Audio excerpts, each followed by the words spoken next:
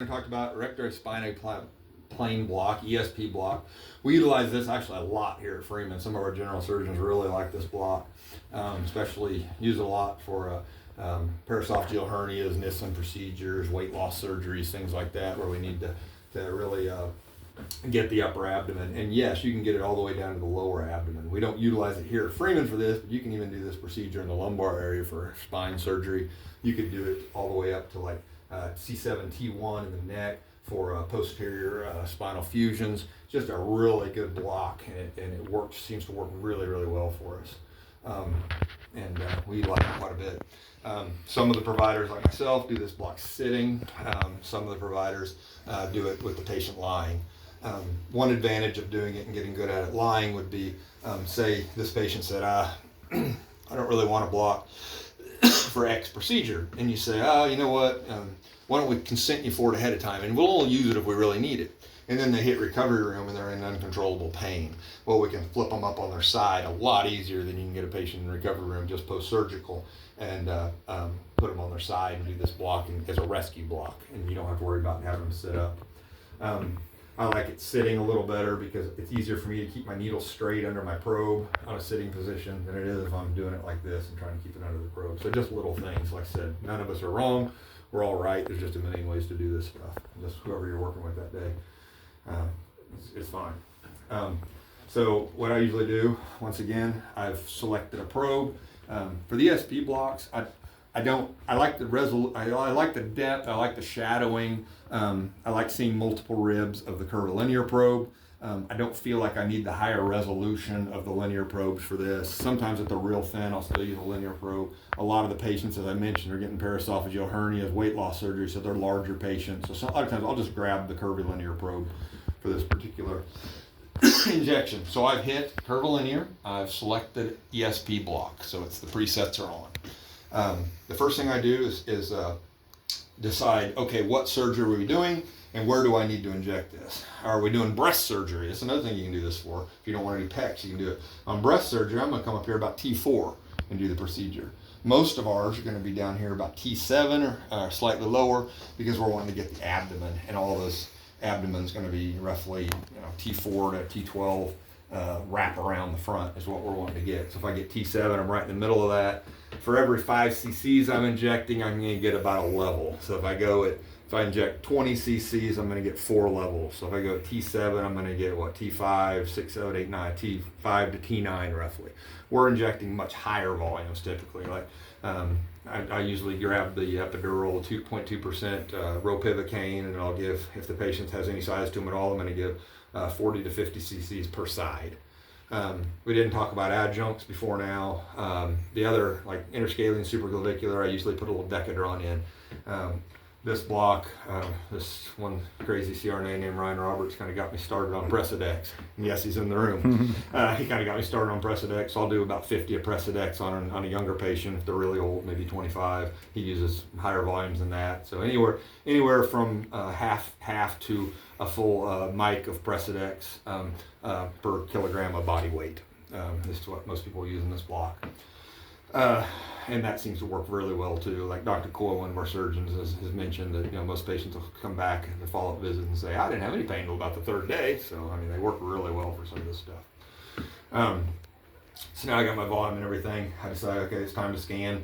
I'm going to place it on the patient's to the side. Back on the levels, a good indicator is T7 is going to be the bottom of the scapula.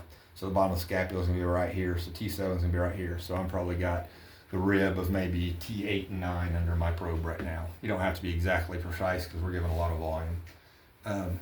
And there's rib. You can see the rounded off appearance of the rib. See if I can get that just a little bit. There we go. Not quite as bright. The rounded off of the rib, and also kind of moved my hand when I looked over here. Rounded off appearance, and here's your pleural line. So there's the line of no-go below that. You can see the pleura is way down here at the bottom. So then what I'll do is I'll slide my probe towards we'll film it here first, and then I'll go back to there. So I'll slide my probe watching towards midline until I get the transverse process. And then if I slide on it even farther, I'll get the stair steps of the lamina.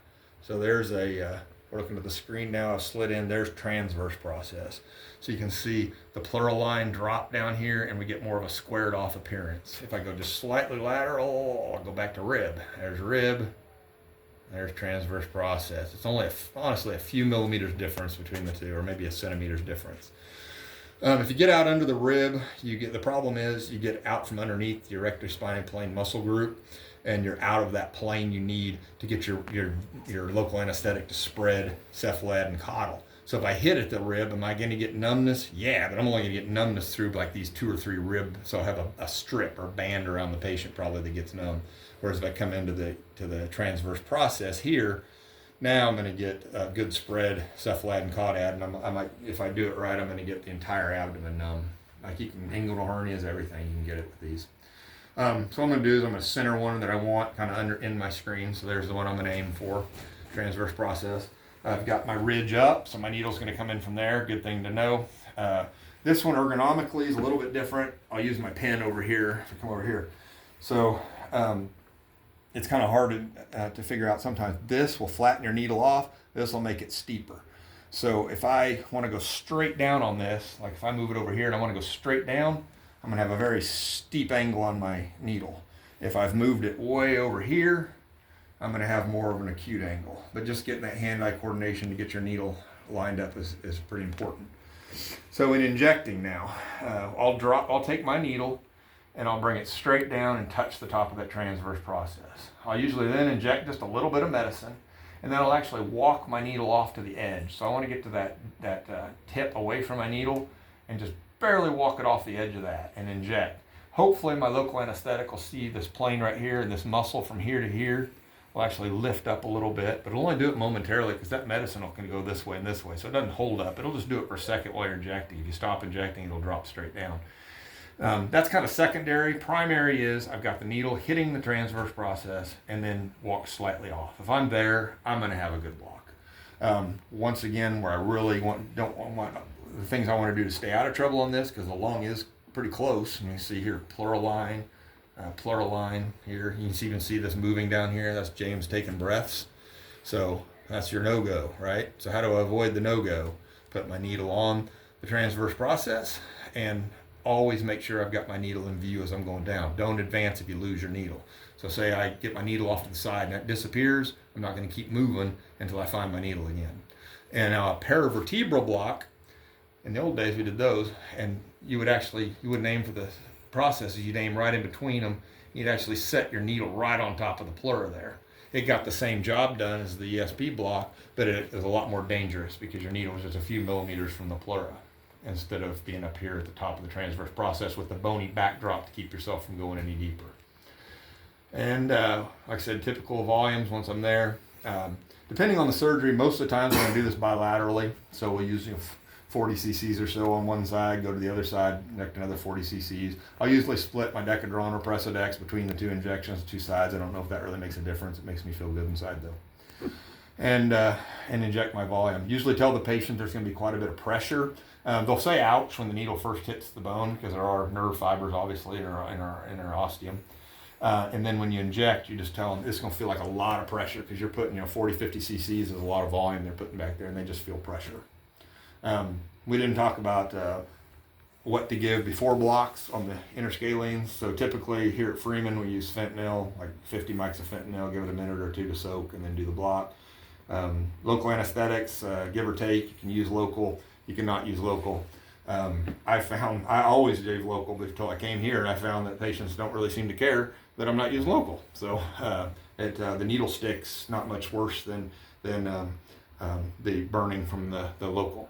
Another thing to point out on the ESP blocks, I'm not injecting around nerves per se, and I'm not separating nerves. I don't need a blunt tip nerve needle. So I'll usually use, I think we have a 100 millimeter sharp tip block needle that I'll use on these, and that way it cuts straight down through and it's not blunt pushing through their skin like I would use a blunt tip on the interscalene, supraclaviculars, things with nerves involved. But on this one I don't need that. I can just go down with the sharp tip and hit, and it seems to work a little better that way. It's more comfortable for the patient.